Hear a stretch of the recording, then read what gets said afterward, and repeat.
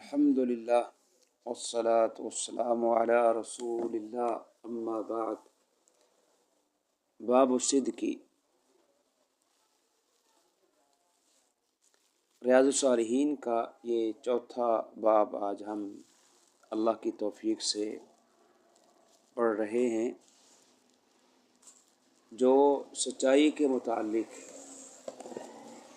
صدق کہتے ہیں۔ سچائی کو انسان گفتگو کے اندر سچ بولے، اس کا بڑا فائدہ ہے۔ اس کے متعلق امام نووی رحمہ اللہ نے قرآنی آیات اور کچھ حدیث مبارکہ ذکر کی ہیں۔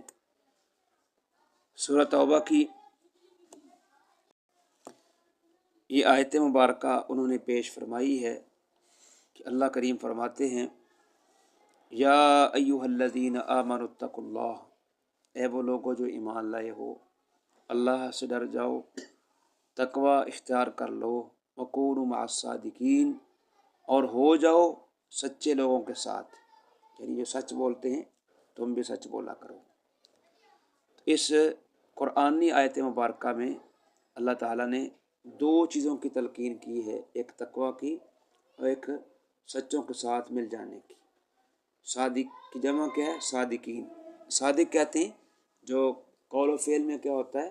سچا ہوتا ہے۔ اور سورہ احزاب کی آیت مبارکہ نقل کی ہے، والصادقین والصادقات، آیت نمبر 35 ہے، جس میں اللہ نے اہل ایمان کی 10 صفات بیان کی۔ ان میں سے ایک کیا ہے؟ سچ بولنے والے مرد اور سچ بولنے والی خواتین، ان کا اللہ کے ہاں بہت بڑا اجر ہے۔ اور سورہ محمد کی آیت نمبر 21 بیان کی ہے منافقین کے متعلق، فلو صدق اللہ لکان خیر اللہ، اگر یہ سچ بول رہے ہیں نا تو ان کے لیے کیا ہے؟ یہ بہتر ہے، لیکن یہ سچ نہیں بولتے۔ سچائی کیا ہے ان کے لیے؟ بہترین چیز ہے۔ آیات مبارکہ سچ کی تلقین کرتی ہیں، جھوٹ سے ہمیں روکتی ہیں۔ جھوٹ سراسر کیا ہے؟ ناکامی ہے اور نقصان ہے، جیسا کہ حدیث میں آگے وضاحت آ رہی ہے۔ سب سے پہلی حدیث عبداللہ ابن مسعود رضی اللہ تعالیٰ عنہ کی بیان کی ہے۔ وہ نبی کریم سے روایت کرتے ہیں کہ آپ علیہ الصلاۃ والسلام نے فرمایا ہے، ان الصدق یہدی الی البر، کہ بے شک سچائی نیکی کی طرف رہنمائی کرتی ہے، نیکی کی راہ دکھاتی ہے۔ اس سے پتہ چلتا ہے کہ سچ بولنے سے انسان کے نام اعمال میں نیکی لکھی جاتی ہے۔ وَإِنَ الْبِرَّ يَهْدِي إِلَى الْجَنَّةِ، اور نیکی پھر انسان کو جنت کی طرف لے جاتی ہے۔ وَإِنَّ الرَّجُلَ لَيَصْدُقُ، اور بے شک وہ بندہ جو سچ بولتا ہے، حَتَّى يُكْتَبَ عِندَ اللَّهِ صِدِّيقًا، وہ اللہ کے ہاں بھی نہایت سچا لکھا جاتا ہے۔ صدیق کہتے ہیں جو اپنے قول و فعل میں کیا ہو؟ سچا ہو۔ اور سچائی جس کا کیا ہے؟ عادت بن چکی ہو، اس کو صدیق کہتے ہیں۔ اور امت کا پہلا صدیق کون ہے؟ ابوبکر صدیق رضی اللہ عنہ۔ وَإِنَّ الْكَذِبَ يَهْدِي الْفُجُورَ، اور بے شک جھوٹ یہ فسق و فجور، گناہوں کی طرف رہنمائی کرتا ہے۔ وَإِنَّ الْفُجُورَ يَهْدِي إِلَى النَّارِ، اور بے شک فسق و فجور انسان کو جہنم کی آگ کی طرف لے جاتا ہے۔ وَإِنَّ الرَّجُلَ يَكْذِبُ، اور بے شک وہ بندہ جو جھوٹ بولتا ہے، حَتَّى يُكْتَبَ عِندَ اللَّهِ كَذَّابًا، حتیٰ کہ وہ اللہ کے ہاں نام اعمال کے اندر کذاب، نہایت جھوٹا شخص لکھا جاتا ہے۔ تو یہ حدیث بہت ہی جامع حدیث ہے، جس میں سچائی اور جھوٹ کے متعلق بیان کیا گیا ہے کہ سچائی جو ہے، سچ، اس کی بڑی فضیلت ہے۔ سچ انسان کو جنت لے جاتا ہے اور جھوٹ انسان کو جہنم لے جاتا ہے۔ آپ اس بات سے اندازہ لگا سکتے ہیں کہ سچائی کی کتنی اہمیت ہے اور جھوٹ کی کتنی مذمت ہے۔ لہٰذا ہمیں اپنے قول و فعل کے اندر سچ کو لازم پکڑنا چاہیے، اور جھوٹ سے حد الوسع ہمیں کوشش کرنی چاہیے کہ ہم جھوٹ سے بچ جائیں۔ اور جو سچ بولتا ہے وہ صدیق ہے، جھوٹ بولتا ہے ایک وقت آتا ہے اللہ کے ہاں وہ کذاب لکھا جاتا ہے۔ کذاب اس کو کہتے ہیں جس کی عادت بن چکی ہو، جس کی عادت بن چکی ہے اس کو کیا کہتے ہیں؟ کذاب کہتے ہیں۔ تو بہرحال ہمیں سچ کا ساتھ دینا چاہیے، سچ بولنا چاہیے، جھوٹ سے بچنا چاہیے۔ دوسری حدیث جو بیان کی گئی ہے وہ بھی جناب ابو الحسن ابو محمد حسن بن علی، ابو محمد جناب حسن کی یہ کنیت ہے، جو جناب علی بن ابی طالب کے کیا تھے، بیٹے تھے اور نبی کریم کے نواسہ حسن، وہ بیان کرتے ہیں کہ حفظت من رسول اللہ صلی اللہ علیہ وسلم، یہ حدیث میں نے اپنے نانا جی محمد کریم علیہ الصلوۃ والسلام سے حفظ کی ہے، یاد کی ہے۔ وہ حدیث کیا ہے؟ دع ما یریبک الی ما لا یریبک، اس بات کو چھوڑ دے جو آپ کو شک میں ڈالتے ہیں، اس بات کی طرف جو آپ کو شک میں نہ ڈالے، یعنی شک میں ڈالنے والی بات کو چھوڑ دیں اور جو شک میں نہیں ڈالتے اس کو لے لیں۔ یہ ایک بہترین ایک ضابطہ بیان کر دیا ہے۔ کیا مطلب ہے؟ شبہات سے بچ جائیں، یعنی جس چیز میں شبہ ہو، شک ہو، اس کو چھوڑ دینا چاہیے، چاہے اس کا تعلق ہے عام گفتگو کے اندر ہے یا اس طرح لین دین کے اندر ہے، معاملات کے اندر ہے، تجارت کے اندر ہے، ایسی تجارت، ایسی چیز جس میں ڈاؤٹ ہو بندے کو کہ پتہ نہیں حلال ہے حرام ہے، بندہ بچ جائے اس سے، اس کو چھوڑ دے، اور ایسی چیز کو اپنا لے جس میں کوئی شک نہ ہو، جو واضح ہو۔ کیوں؟ ان صدقہ تمانیہ، کیونکہ جو سچ ہوتا ہے یہ اطمینان کا باعث ہے، اس میں سچ ہے، اس میں کوئی ڈاؤٹ نہیں ہے، تو وہ کیا ہے؟ اطمینان کا باعث، دل میں مطمئن ہے اور ہر چیز اطمینان ہے۔ والکذب ریبۃ، اور جھوٹ یہ شک ہے، جھوٹ بے چینی کرنے والا ہے، جھوٹ سے انسان کے دل میں کیا ہوگا؟ بے چینی سے رہے گی۔ تو یہ ایک بہت اچھا درس دیا ہے رسول کریم نے اپنی امت کے لیے، اگرچہ اپنے نواسے کو یہ بات سکھلائی تھی، لیکن یہ امت کے لیے ایک سبق بن گیا ہے کہ ایسی چیز چھوڑ دینی چاہیے جو انسان کو شک میں ڈالتی ہے، اور جو چیز شک میں نہیں ڈالتی ہے وہ اس کو آپ اپنائیں، اس پہ عمل پیرا ہوں۔ اور یہ جملہ جو ہے صدق تمانیت ہے، یہ بہت ہی جامع جملہ ہے کہ سچ یہ اطمینان ہے، انسان سچ بولتا ہے اس کی زندگی کیا ہے؟ مطمئن گزرتی ہے، اور جھوٹ کیا ہے؟ انسان کو بے چینی دلاتا ہے، بے چین کرتا ہے اور مضطرب کرتا ہے، پریشان کرتا ہے، اس لیے جھوٹ سے انسان کو کنارہ کشی کرنی چاہیے۔ حدیث میں جو الفاظ ہیں یریبو کا، اس کو یریبو کا دونوں طرف پڑھ سکتے ہیں، یریبو کا بھی پڑھ سکتے ہیں اور یریبو کا دونوں طرف پڑھ سکتے ہیں، یعنی یہ باپ رابع یریبو سے بھی ہے اور رابع یریبو، ریب آپ نے پڑھا ہے قرآن پاک میں، الف لام میم ذالک الکتاب لا ریب فیہ، اسی سے یہ لفظ ہے یریبو کا۔ الہ جو ہے دو بار، جی پہلا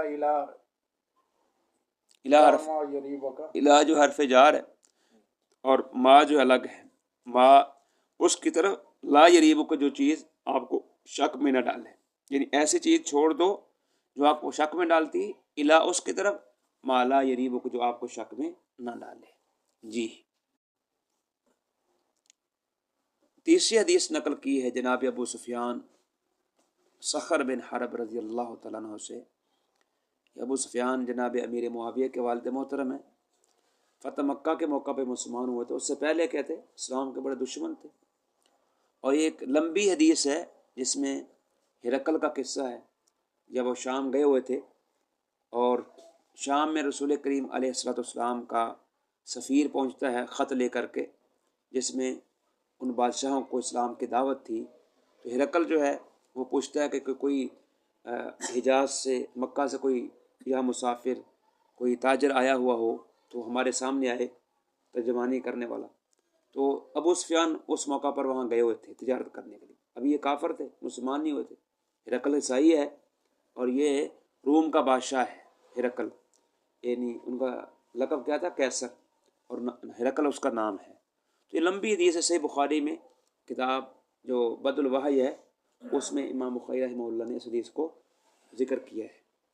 تو اس میں لمبا قصہ ہے، تو ہرقل کے سوالات کرتا ہے، مختلف سوالات کرتا ہے اس سے کہ جو تم میں نبی آیا ہے جو کیسا ہے، کس نسب سے ہے، کیا کہتا ہے، دعوت کا فکر۔ اس میں ایک سوال یہ بھی ہے، کیا ہرقل کہتا ہے ابو سفیان کو، آپس میں مکالمہ کرتا ہے، فماذا یأمرکم، یعنی جو نبی کریم ہے وہ تمہیں حکم کس چیز کا دیتے ہیں، کیا کہتا ہے تمہیں؟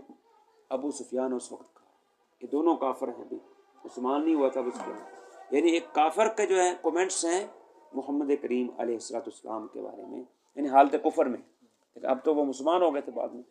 کل تو میں نے کہا، یعنی ابو سفیان نے، یقول کہ محمد کریم فرماتے ہیں اعبدوا اللہ وحدہ، اکیلے اللہ کی بندگی کرو، ولا تشرکوا بہ شیئا، اللہ کے ساتھ کسی قسم کا شرک نہ کرو، یعنی اللہ کی پوجا کرو۔ ان لات منات عزا ان کو کیوں پوجتے ہو؟ یہ پتھر ہیں، یعنی دعوت توحید پیش کرتے ہیں۔ مطلب یہ تھا کہ نبی کریم کے کرتے ہیں دعوت پیش کرتے ہیں، دعوت توحید پیش کرتے ہیں۔ نمبر 2 وہ کہتے ہیں وَاتْرُكُوا مَا يَقُولُ آبَاؤُكُمْ، جو تمہارے آباء و اجداد کہتے ہیں اس کو بھی چھوڑ دو، یعنی رسم و رواج جو باپ دادا کی چیزیں ہیں وہ چھوڑو اور قرآن کی طرف آؤ، اللہ کی توحید کی طرف آؤ۔ اور نبی کریم یأمرون بالصلاۃ، ہمیں حکم دیتے ہیں نماز کا بھی، اس سے پتہ چلتا کہ نماز فرض ہو چکی ہوگی، وصدق اور سچائی کا، یہاں سے مطابقت ہے کیونکہ ہم کس بارے پڑھ رہے ہیں؟ سچ کے بارے میں۔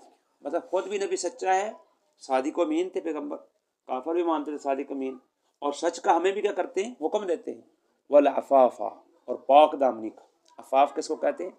پاک دامنی اختیار کرنا، حرام سے بچنا، اور وسیلہ رشتوں کو جوڑنے کا، صلہ رحمی کرنے کا، متفق علیہ روایت ہے۔ تو مطلب یہ ہے کہ رسول کریم علیہ السلام کی جو دعوت ہے توحید کے ساتھ ساتھ آپ علیہ السلام کافروں کو بھی نماز کا حکم دیا کرتے تھے، اور اس طرح سچائی کا حکم دیا کرتے تھے، پاک دامنی کا حکم دیا کرتے تھے، اور صلہ رحمی کا حکم دیا کرتے تھے۔ تو یہ حدیث یہ ایک واضح دلیل ہے کہ رسول کریم علیہ السلام کی جو دعوت ہے صرف توحید تک نہیں تھی، توحید کے ساتھ ساتھ آپ سچ بولنا، اچھے امور کرنا، رسوم و رواج کو چھوڑنا، یہ بھی آپ کی دعوت میں کیا تھا؟ شامل تھا۔ تو اس سے پتہ چلتا ہے کہ سچ کی کتنی اہمیت ہے، کہ رسول کریم خود بھی صادق و امین تھے اور اپنی امت کو بھی سچ کی تلقین فرما رہے ہیں اور سچ بولنا سکھا رہے ہیں۔ اور یہ بھی ثابت ہوا کہ رسول کریم علیہ السلام کی سچائی کے چرچے تھے کہ اس وقت کے جو کافر تھے وہ بھی مانتے تھے کہ اللہ کے نبی علیہ السلام کیا ہیں؟ سچے ہیں، اور سچ بولنے کی کیا کرتے ہیں؟ تلقین فرماتے ہیں۔ جی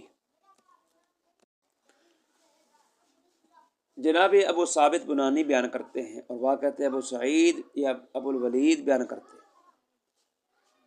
ابو ثابت ہے ان کی کنیت، یا ابو سعید ابو الولید سہل بن حنیف صحابی ہیں، وہ بدری، اور یہ بدری، بدری ان کو کہتے ہیں جو غزوہ بدر میں شریک ہوں۔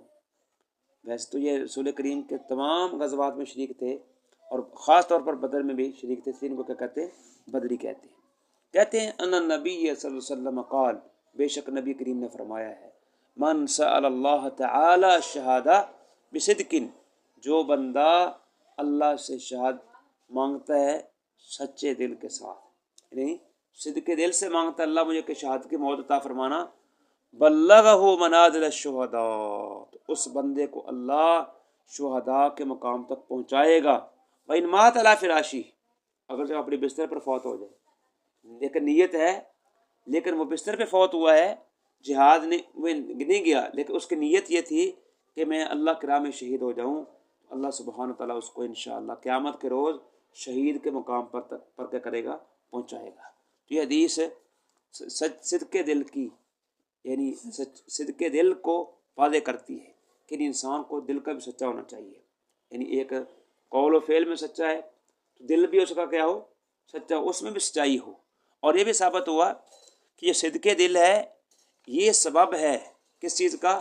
مقصود کو حاصل کرنے کا۔ اگر کوئی بندہ صدق دل سے کوئی مقصد کیا ہے وہ پانا چاہتا ہو تو پا سکتا ہے۔ تو بس اس حدیث میں جیسا کہ بیان کیا گیا ہے کہ اس کسی بندے کے دل میں کیا شہادت کا ایک جذبہ ہے کہ میں شہید بنوں، لیکن وہ میدان میں کیا ہے؟ شہید نہیں ہوتا، اپنے بستر پہ فوت ہوتا ہے، اللہ اس کی نیت کو دیکھ کر کے اس کو اس مقام پر پہنچائیں گے۔